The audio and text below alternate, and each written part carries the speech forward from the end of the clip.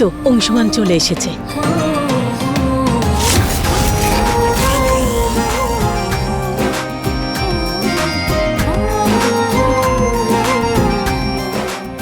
এসো বাবা, এসো। আমি আংটিটা নিয়ে আসছি। এসো।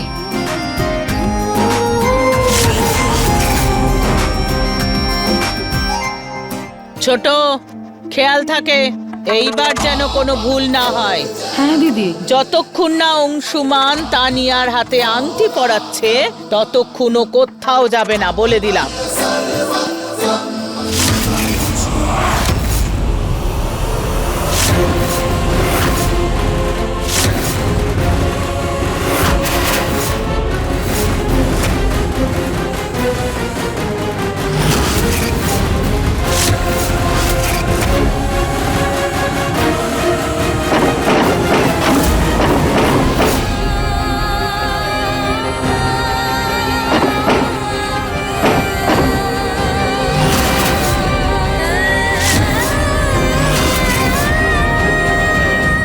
ব্যাঘাত ঘটানোর জন্য ক্ষমা চাইছি। আসলে ব্যাপারটা হচ্ছে তোমার জন্য আমাকে অনেক অপমান সহ্য করতে হয়েছে। এবার এক না একদিন ওই অংশুমানকে এই অপমানের খেসারত দিতেই হবে, তাই না? শিশির বাবু, আপনি অংশুমানদার সঙ্গে কি করতে চাইছেন?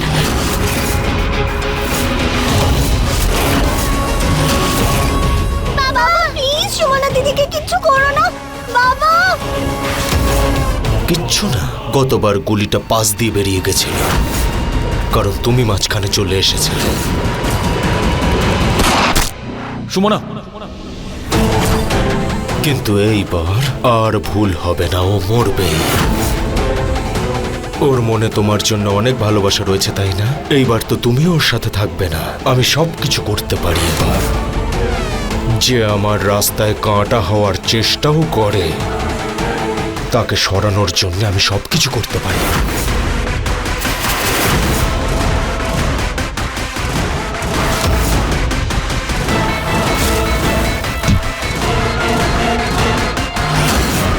শিশির বাবু, আজকে তো অংশুমানদার এনগেজমেন্ট। উনি আপনার রাস্তা থেকে চিরকালের জন্য সরে যাবেন। সারা জীবনের জন্য তুমি কি আমার হয়ে যেতে পারো? বাবা প্লিজ ছেড়ে দাও বাবা, প্লিজ সুমনা দিদিকে ছেড়ে দাও বাবা। তার কোনো গ্যারেন্টি আছে? শিশির বাবু, আমি তো বিয়ের জন্য রাজি হয়ে গেছি। বোকা ভেবো না তুমি আমায়।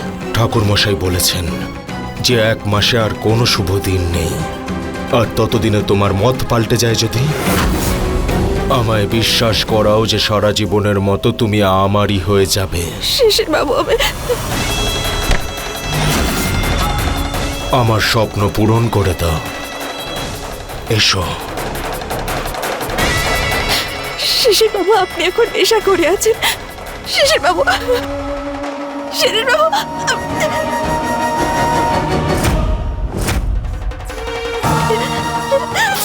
শিশির বাবু। বাবা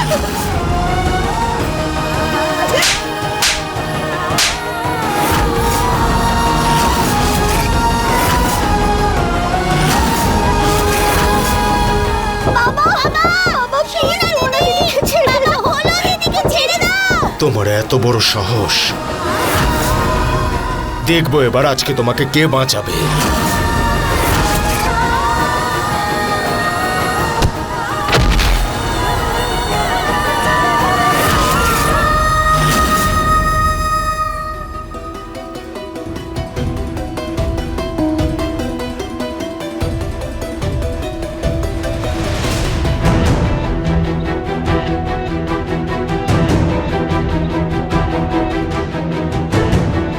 আরে মা, একটু দাঁড়া।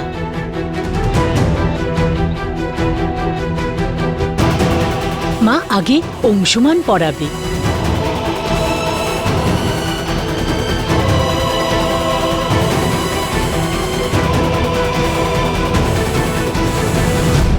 আমাকে যেতে দিন প্লিজ, আমাকে ছেড়ে দিন। ছাড়ার জন্য ডেকে আনিনি তোমায় এখানে।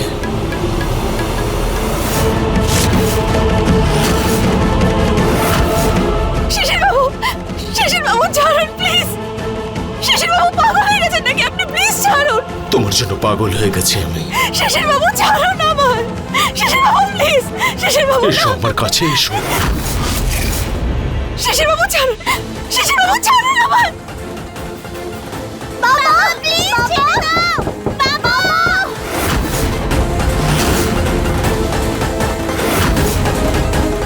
ছাড়ুন আমায় শিশির বাবু, শিশির বাবু প্লিজ, প্লিজ। শিশির বাবু, শিশির বাবু আপনি নেশা করে আছেন এখন, প্লিজ আমার কথাটা শুনুন আগে। আজকে দেখছি তোমাকে কে বাঁচাতে আসে এখানে। শিশির বাবু, শিশির বাবু ছেড়ে দিন আমায় প্লিজ। শিশির বাবু ছেড়ে দিন প্লিজ। ছোট মা,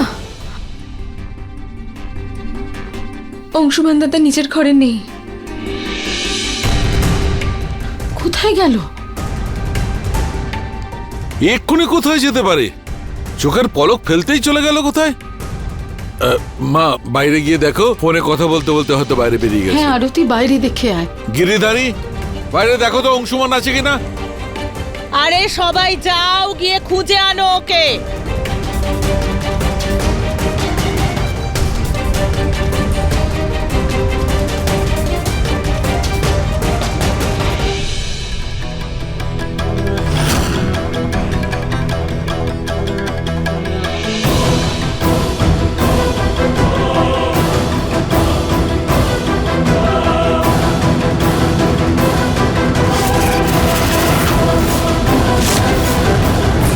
নিখিলেশ, হ্যাঁ অংশুমানকে তুমি বাইরে যেতে দেখেছো? না বাবা মশাই, আমি দেখিনি। আমি চেষ্টা করছি ওকে ফোন করতে, কিন্তু ফোন লাগছে না। আমি জানি যে ও সুমনার কাছেই গেছে।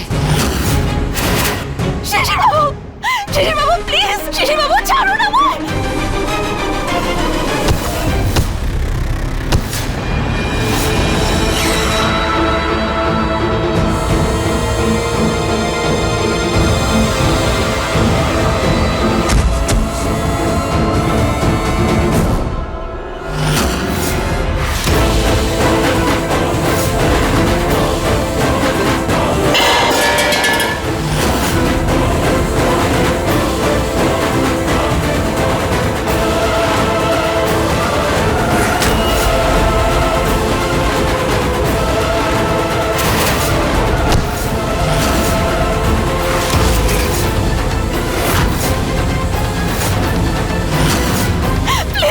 ছেড়ে দিন শিশির বাবু please.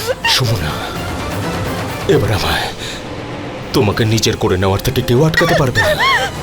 Shishir Babu please.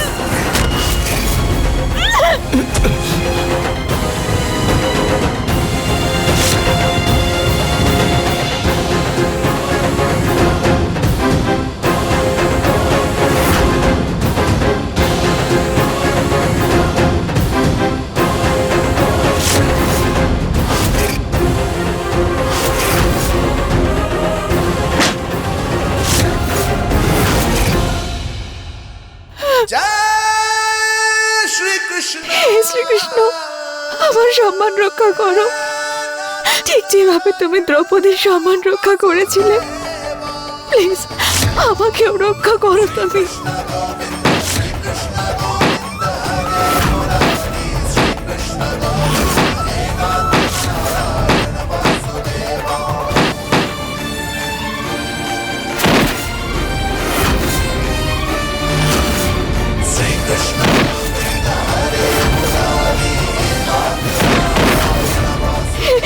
Shrikrishna, সুরভিমা প্রায় বলতেন যে আমার আর অংশুমানদার সম্পর্ক শ্রীকৃষ্ণ আর দ্রৌপদীর সম্পর্কের মতোই, কিন্তু আজকে তো উনিও আমার সঙ্গে নেই। প্লিজ আমার সম্মান রক্ষা করো তুমি, please.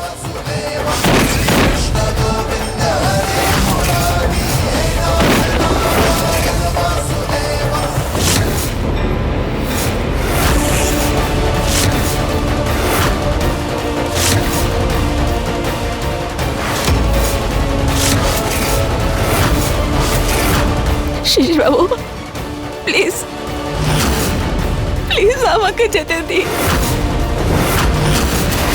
Please Shishir Babu, please আমাকে যেতে দিন।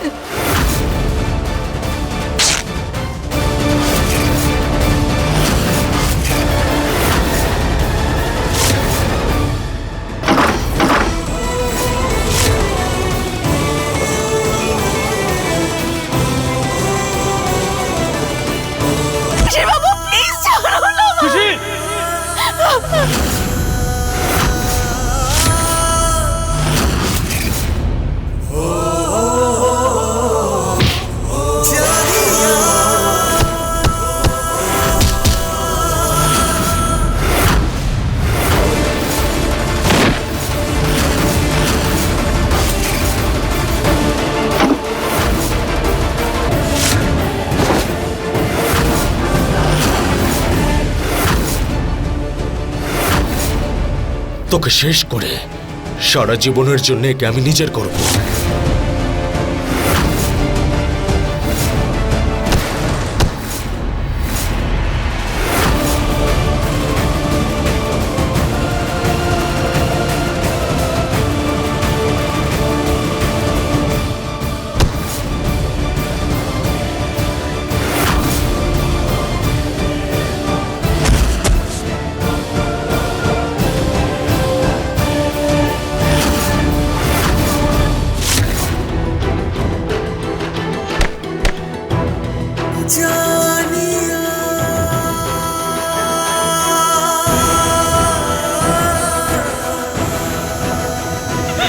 সব ঠিক আছে, শান্ত হও তুমি, শান্ত হও সুমনা, সব ঠিক আছে, আমি আছি তো এখানে।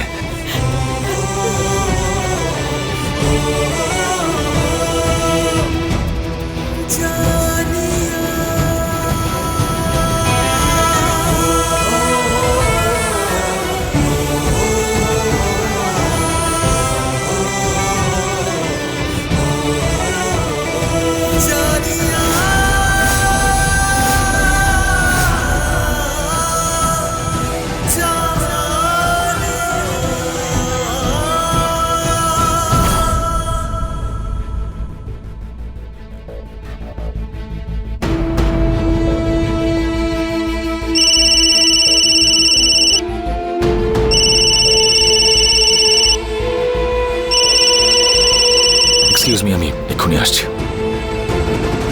দাদা দাদা প্লিজ তুমি তাড়াতাড়ি বাড়িতে এসো, আমাদের বাবা সুমনা দিদিকে খুব ডিস্টার্ব করছে, বাইরে থেকে অনেক আওয়াজ আসছে। প্লিজ প্লিজ দাদা তুমি তাড়াতাড়ি চলে এসো, প্লিজ দাদা।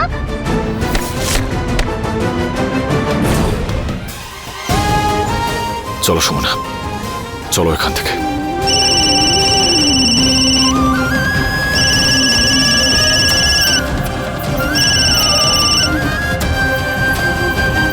চলো এখান থেকে সুমনা, চলো। হ্যাঁ রে, কিছু জানতে পারলি? না বড়বাবু, ওখানে তো কাউকে দেখলাম না। কোথায় চলে গেল? সুমনা ফোন করেছিল আর ও আমাদের এনগেজমেন্টটা ছেড়ে দিয়ে চলে গেল। সুমনা? জানতাম আমি।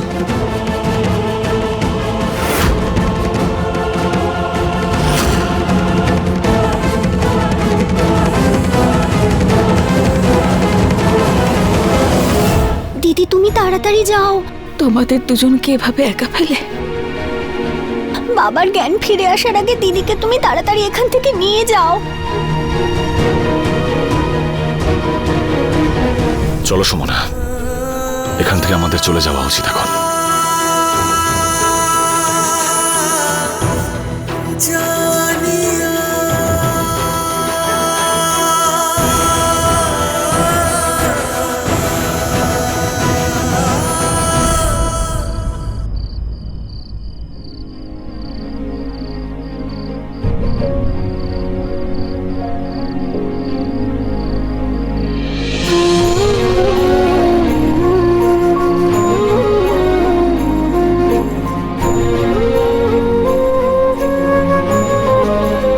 অংশুমানদা আমার কথাটা শুনুন,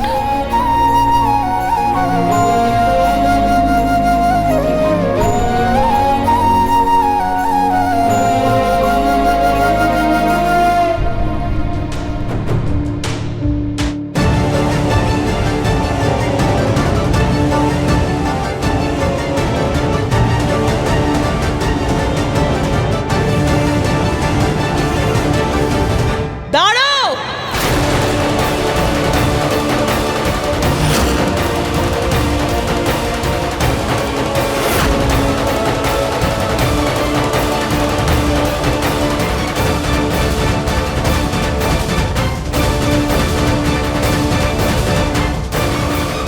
ও ভেতরে আসবে না, কোনো প্রয়োজন নেই ওকে ভেতরে আনার।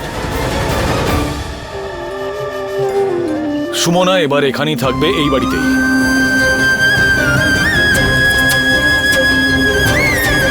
ও এখান থেকে কোথাও যাবে কোন না। অধিকারে থাকবে এখানে?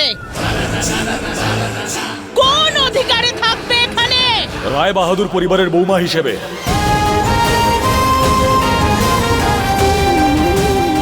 যে অধিকারের জন্য তুমি এই বাড়িতে রয়েছো জেঠিমা, সেই যোগ্যতা আর সেই অধিকারেই সুমনা এই বাড়িতে থাকবে।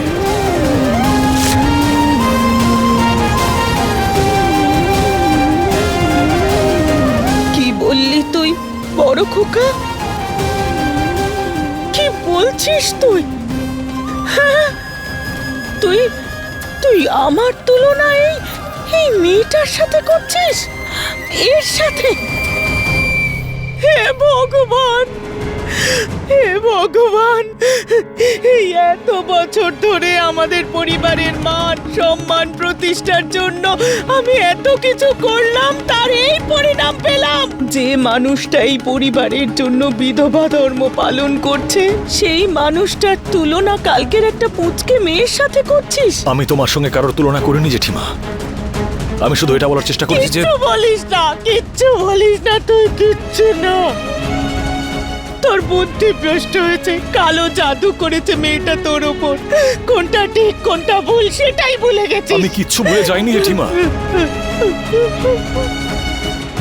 কিন্তু হয়তো তুমি ভুলে গেছো যে ও নন্দনের স্ত্রী,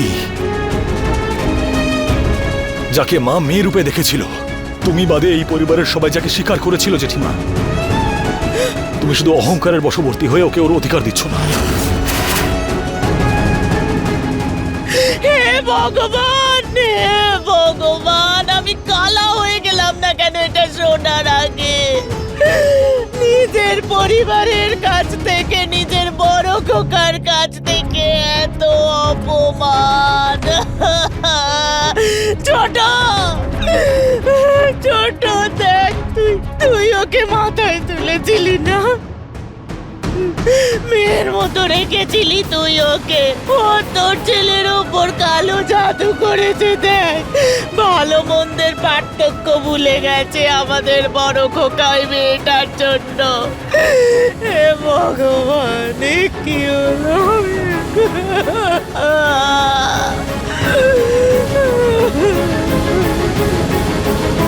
আমি কখনো ভাবিনি বাবা আমি এই পরিণাম পাবো। এই পরিবারের পরম্পরা মান মর্যাদা এত বছর ধরে ধরে রাখার জন্য আমি এই পরিণাম পাবো আমি ভাবিনি বাবা, আমি স্বপ্নেও ভাবিনি। আপনার বড় ছেলে চলে যাওয়ার পর এত বছরে একবারও আমার জন্য সমাজের কেউ আঙুল তুলতে পেরেছে? আর ওর জন্য, ওই অলক্ষণে মেয়েটার জন্য প্রত্যেকবার সমাজের সকলে আঙুল তুলেছে এই পরিবারের ওপর। আর আজ বড় খোকা আমার তুলনা ওই মেয়েটার সাথে করলো। ভগবান, আর এই সব প্রশ্ন তুমিই করছো জেঠিমা। অংশমান,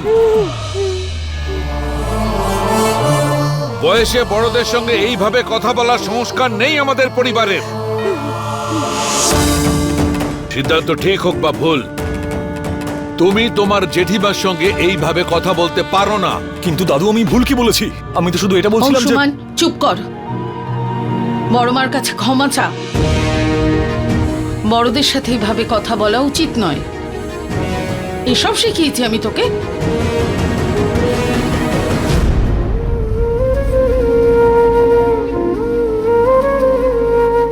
আমাকে ক্ষমা করে দাও জেঠিমা, আমার মাথা গরম হয়ে গেছিল আর আমার তোমার সঙ্গে এইভাবে কথা বলা ঠিক হয়নি। কিন্তু আমার উদ্দেশ্য তোমাকে কষ্ট দেওয়া ছিল না জেঠিমা। এবার তুমিই বলো, জেঠুর মৃত্যুর পরে যখন তুমি বিধবা হয়েছিলে, এই বাড়ির কেউ কি তোমার উপর চাপ সৃষ্টি করেছিল? কখনো কি কেউ তোমাকে কোনো সমস্যায় একা ছেড়ে দিয়েছিল? না তো। তাহলে সুমনার সঙ্গে সেরকম কেন হবে জেঠিমা? ওকে কিন্তু কেউ রাস্তায় বের করে দেয়নি অংশুমান, ও নিজের ইচ্ছে গেছে। আন্টি ক্ষমা করবেন, আপনি শুধুমাত্র আমাদের বাড়িতে অতিথি। কিন্তু খারাপ ভাববেন না, এখনো আমাদের পারিবারিক সম্পর্ক গড়ে ওঠেনি। যদি সম্পর্ক গড়ে ওঠে তাহলে এই প্রশ্ন করার অধিকার তানিয়ার থাকবে, আপনার নয়।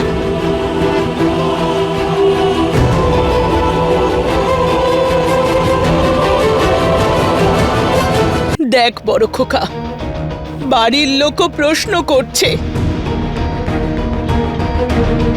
সুমনা বিধবা তো? তাহলে বিধবা হয়ে কি পড়ে আছে? সরা ওর গাতে। দাঁড়াও জেঠিমা,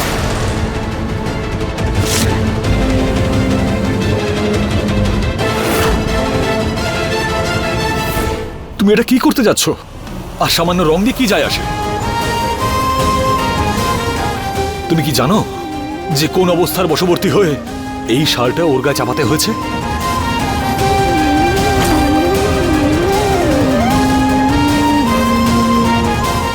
বিষয়টা সুমনার সম্মানের ছিল জেঠিমা, তাই তখন আমি এটা দেখিনি যে শালের রং কি ছিল।